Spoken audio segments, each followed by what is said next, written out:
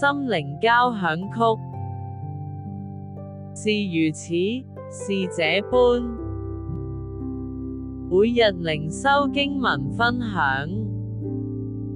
歌羅西書3章15節，又要叫基督的平安在你們心裏做主，你們也為此蒙召，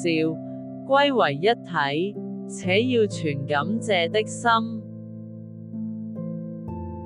保羅雖被困在羅馬的囚牢內，得知歌羅西教會內的弟兄姊妹受着俗世的衝擊，使驕傲，使虛榮充塞在信徒間，異端假師傅的教導使弟兄姊妹彼此在怨恨，在相爭，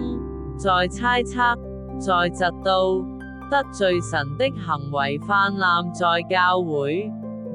保羅勸勉眾人，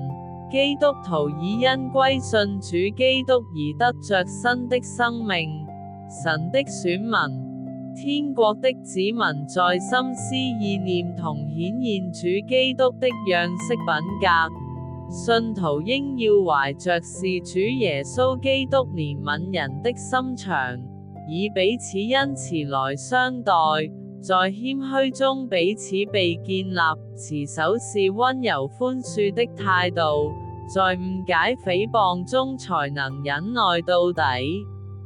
保羅提醒眾信徒，神的愛在聯絡我們成為肢體，連結在主耶穌基督為首的教會，以感謝的心將基督豐富的道理存在心裏，彼此教導，相互勸誡，以感恩的心來歌頌神，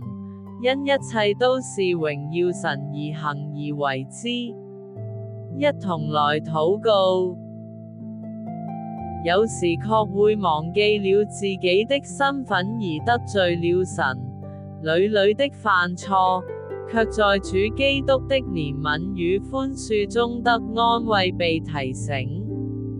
每天的靈修，每時的禱告幫助我們謹守神的教導，在聖靈的督責勉勵中學習主耶穌基督的饒恕與仁愛，在各處境都